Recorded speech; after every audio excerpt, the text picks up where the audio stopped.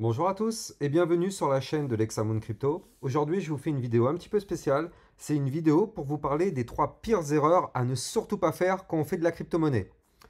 Allez, si vous n'êtes pas encore abonné à ma chaîne YouTube, abonnez-vous à la chaîne, ça vous permettra de recevoir tous les jours des analyses techniques concernant le Bitcoin, des crypto-pépites, c'est-à-dire des cryptos à fort caractère explosif dans les prochaines heures, voire les prochains jours, des vidéos formations gratuites, un peu comme celle-ci, sauf que celle-ci c'est plutôt une vidéo de mise en garde, mais on peut considérer ça comme une vidéo de formation. En tout cas, en vous abonnant à ma chaîne YouTube, ça vous donnera accès à tout ce type de contenu. Allez, on est parti. Alors, je vais commencer tout d'abord par vous parler de la première erreur à ne surtout pas faire. C'est l'erreur qui est liée au listing. Là, vous avez dû en entendre parler il n'y a pas très longtemps, c'était hier. En fait, il y a une crypto qui a été listée sur plusieurs échangeurs, notamment sur Binance. Vous voyez, la crypto, elle s'appelle le APE. Et en fait, vous le voyez, en fait, c'est une crypto. Il y en a beaucoup qui en ont parlé ces derniers temps. Et effectivement, elle a été listée. Et si on regarde qu'est-ce qui s'est passé suite au listing, on voit qu'effectivement, il y a eu un pump, mais juste de malade. Effectivement, regardez combien ça a pris sur le pump. Est-ce que ma petite règle marche avec... Attendez, je la refais, je l'ai foiré.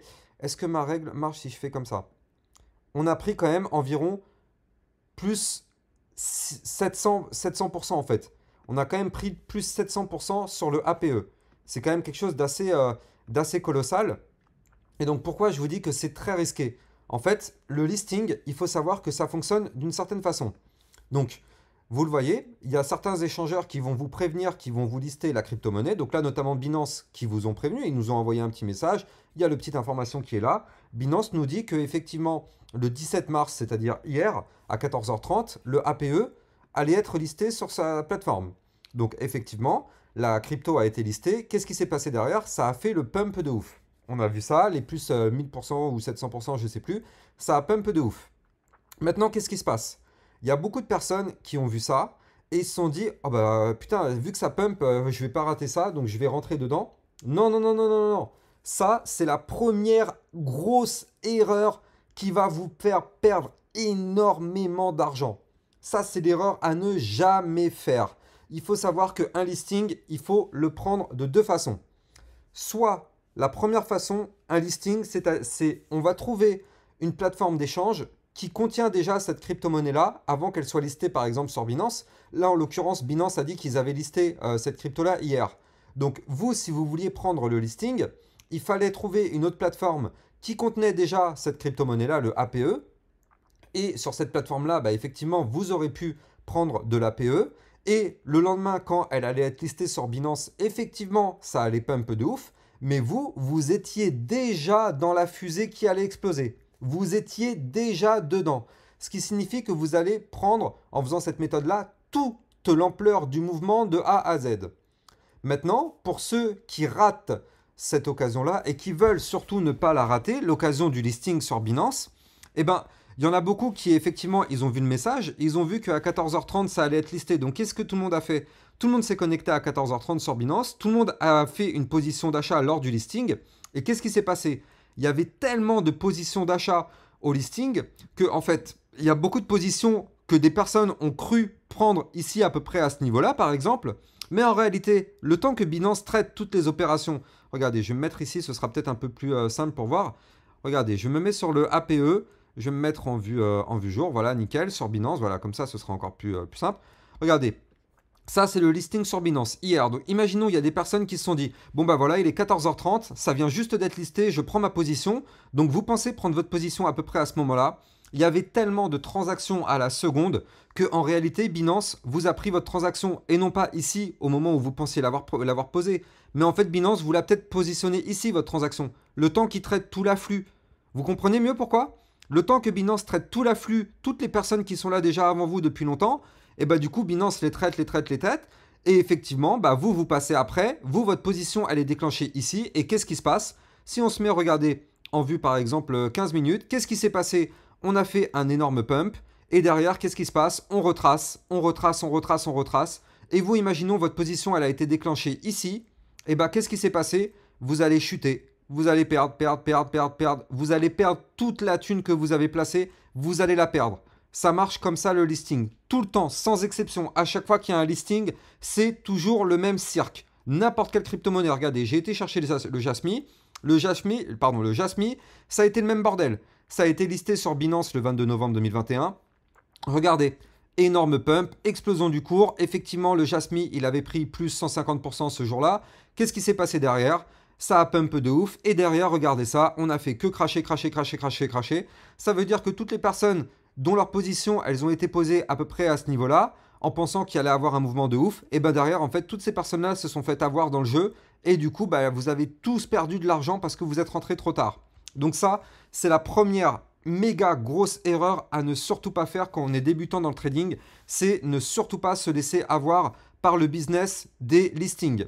Un listing, c'est soit on le prend avant et effectivement dans ce cas-là, vous êtes bon, soit vous ratez le listing et dans ce cas-là, vous laissez le cours cracher. Regardez, un peu comme ce qui s'est passé là. Là, c'est un exemple sur le Jasmy. Vous laissez le cours cracher, vous avez raté le listing, c'est pas grave, aucun problème. Vous laissez le cours cracher, ça va cracher, ça va cracher, ça va cracher. Vous attendez que le cours commence à latéraliser un petit peu, ça va consolider. Et là, ça commence à être intéressant pour rentrer. Parce que derrière, si ça pump, ça repart to the moon. Mais c'est ça les deux seules façons de prendre un listing. Soit vous le prenez avant que ce soit listé, soit vous ratez le moment et vous prenez après le listing. Ça marche que comme ça. Toutes les personnes qui vont rentrer en cours de listing, c'est des personnes qui vont malheureusement perdre une grosse partie de leur argent. Mettez-moi en commentaire si effectivement c'est un cas de figure qui vous est arrivé. Mais je pense qu'il y a eu beaucoup de personnes qui ont dû se faire avoir, par exemple hier avec le Appcoin. Tous ceux qui ne savaient pas effectivement tous ces process-là, mettez-moi en commentaire si effectivement vous avez perdu beaucoup d'argent sur le listing. Je pense qu'il y en a qui en ont gagné beaucoup effectivement parce qu'ils ont réussi à prendre leur position avant. Mais toutes les personnes qui ont réussi, enfin qui n'ont pas réussi à ça, je pense que hier vous avez dû perdre gros. Donc mettez-moi en commentaire pour savoir si je vous dis des bêtises ou pas. Ce sera vraiment intéressant. Donc ça, c'était la première grosse erreur à ne surtout pas faire dans le listing. La deuxième grosse erreur, qu'est-ce que c'est? C'est ce qu'on appelle le FOMO. Le FOMO, en anglais, on appelle ça en anglais, c'est le Fear of Missing Out. En gros, ça veut dire c'est la peur de rater quelque chose. Alors, pourquoi je vous parle du FOMO? On peut reprendre d'ailleurs, avant de vous parler de ce petit schéma-là, on peut reprendre effectivement, par exemple, ici, hein, sur le Bitcoin, par exemple, qui peut être un exemple. Voilà. Là, je suis sur la courbe de Bitcoin, et vous le voyez en fait, le Bitcoin, quand il était ici, vous le voyez, personne n'en parlait, tout le monde disait ouais, c'est mort, c'est mort, c'est mort. Quand il était à peu près à 30 000, bear market, blablabla, enfin voilà, je ne vais pas vous refaire la scène. Tout le monde pensait que ça allait être mort. Et tout d'un coup, le Bitcoin s'est réveillé. Voilà, vous le savez, le Bitcoin, c'est le king, hein. Quand le king, il se réveille, il y a tout qui pète dans tous les sens, ça c'est très bon.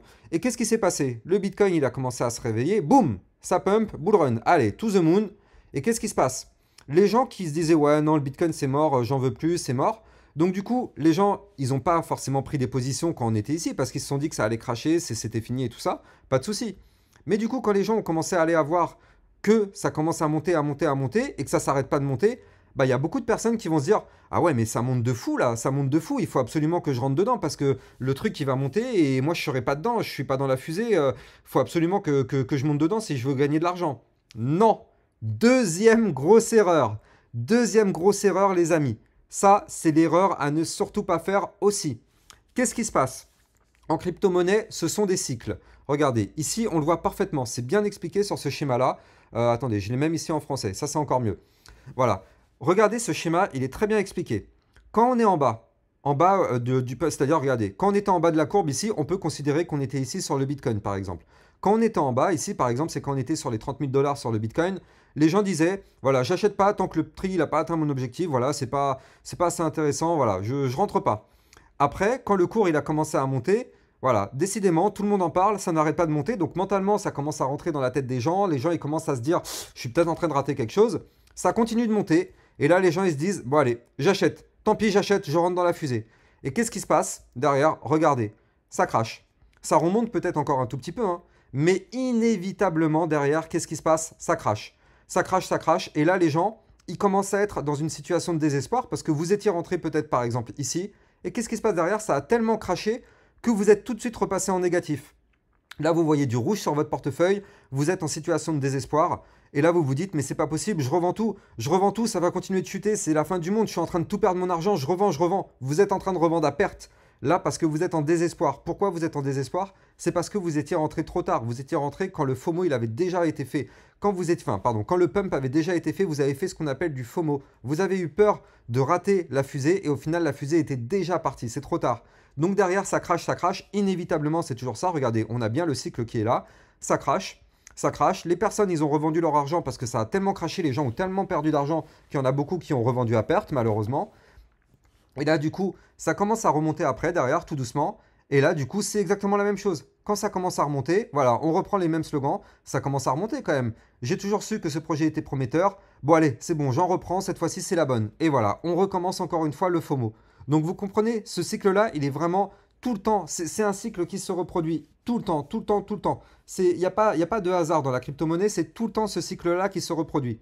Donc, moi, c'est pour ça que de façon quotidienne, j'essaye de vous faire des vidéos pour que vous compreniez les meilleurs moments pour prendre des positions. Et là, regardez, si on se ramène sur le Bitcoin, c'est ce que je vous disais tout à l'heure, quand on était ici, quand ça avait craché très très fort et qu'on était retourné voir les 31 000 dollars, beaucoup de personnes n'y croyaient plus. Donc tout le monde s'était dit, bon bah voilà, c'est fini, voilà, j'ai sorti mon argent, c'est fini. Et là, quand les personnes, ils ont commencé à voir que ça pump, ça pump, ça pump, il y a beaucoup de personnes, je suis sûr, qui ont pris des positions dans cette zone-là, vous le voyez. Ou encore, même pire, là, ici encore, j'ai envie de dire, ça passe. S'il y a des personnes qui ont pris des positions là encore, ça passe, c'est pas trop trop grave. Mais le pire, c'est les personnes qui ont pris des positions ici quand on était dans les 50 000, 54 000 dollars. Les personnes, ils se sont dit, mais 54 000 dollars, ça commence à être un truc de fou, il faut absolument rentrer dedans. Ça va continuer de monter, monter, monter. Et là, qu'est-ce qui s'est passé? Ouais, ça a monté encore un tout petit peu, mais derrière, regardez comment ça a craché. On est même retourné voir les 30 000 dollars quasiment. On a fait une mèche à 32 000. Donc toutes les personnes qui étaient rentrées ici en pensant que ça allait aller to the moon en mode FOMO, et bah du coup derrière il y a eu un énorme retracement parce que c'est toujours ça. Et regardez, c'était ici. Quand le Bitcoin il était à 60 000 dollars ou 70 000 dollars, c'était ici.